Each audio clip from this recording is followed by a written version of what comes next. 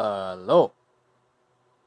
So today, or I guess tonight, or roughly, I don't know, an hour or two after that last video, I have made a new one. Uh, I said that I would start making it as soon as the last one uploaded, and that was about, I don't know, 5-10 minutes ago. This thing takes forever to upload. I think it's because the phone is too small and the info can't fit through it fast enough. Anyway, on to the mask and less about my personal problems with technology. This is an Acme number 5. There were two versions of the number 5 made. This one, which is the more common one, and then there's one where it actually has two round exhales on either cheek. Those are exceedingly rare, and the only one we know that is close to it is heavily disputed because some people think that the French made it. I maintain that the French don't understand how to make good panoramics, or good masks in general. They're just a bad group of people. I'm kidding, y'all are okay, but really, I don't. It's a toss up, honestly. I don't work enough with French stuff, and I'm really not super into it. I like Acme. I have like a dozen of them, but uh, when someone else steps into the field and starts working with it, you kind of step back. And I've stepped back on Acme so I can work on other things like acquiring a gluttonous amount of cops types. But enough about me. Let's get on to the mask. Now, this is a number 5, as I said, and this probably dates from the 30s or 40s. The filter's in decent shape, except the label's coming off. And it really, I keep it in a plastic bag, and I try to keep the bag open, but still, there's bits and pieces coming off the label, which makes me sad. And I've been working on that. So, the head area, the same mold seams as usual. You have this kind of box shape here, and you have one going up. And this is injection molded. I'll get to that in a minute. But there is no marking on the top. There is no label here. Whereas the normal ones will say Acme number 6 or number 8 that you'll see. I don't know if the number 4s have that. I believe that they do. Fairly standard. Otherwise, you have your normal. You even have your little internal mechanisms. You do have a flapper valve on this. It's not like the number 4. The number 4 more kind of actually has an angle tube almost, so it kind of juts out this way. This one juts straight down. It's very round. Let me show you there. Is that a good angle for it? Yeah, that works. So you can see it actually has these ribs so you can pinch it so you can do a positive pressure test.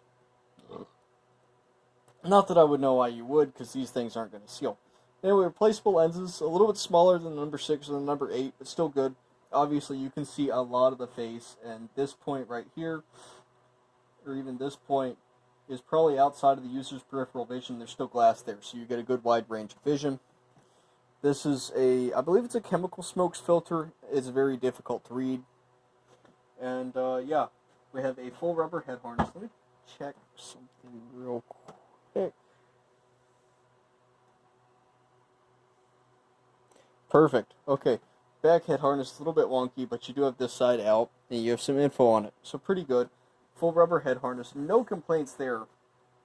Really, it's all still very flexible. And it behaves itself very well.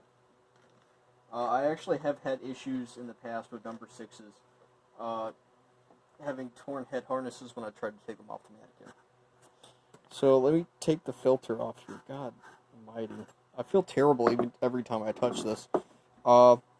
Nice red rubber sealing ring inside here. You can see the two channels that the air goes into.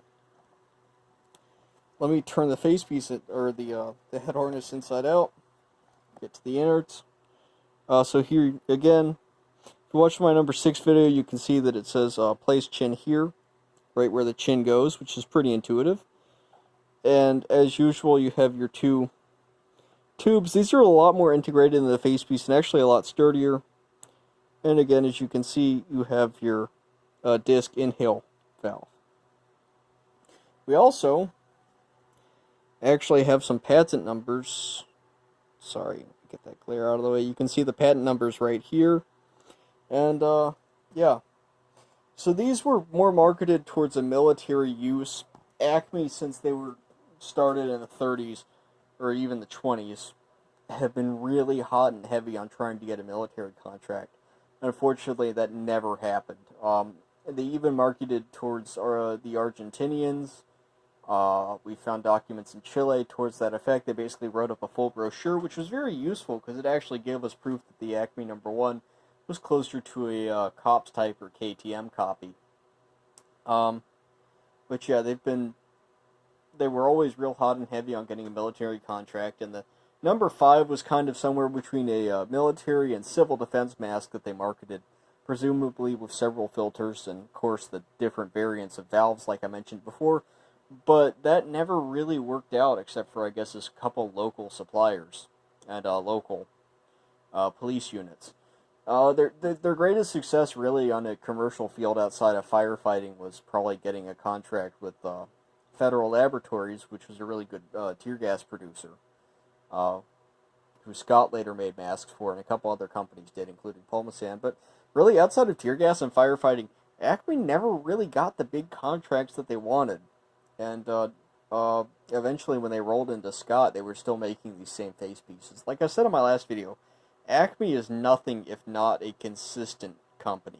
Same face piece style, same lens design, same rather niche market, and yeah, that's really about it. Honestly, they're good, interesting masks, decently made. The rubber's fine. The rubber's better than some MSA masks that I've seen, but I honestly believe that a lot of companies saw those bigger lenses as a liability issue. Even when let's see if you can see it here. This one is very clearly marked safety glass right there, and I think that was a big thing that they might have been pushing for later, or through their development, is that this glass was safe, but it's still glass, and I think a lot of people saw it as a liability.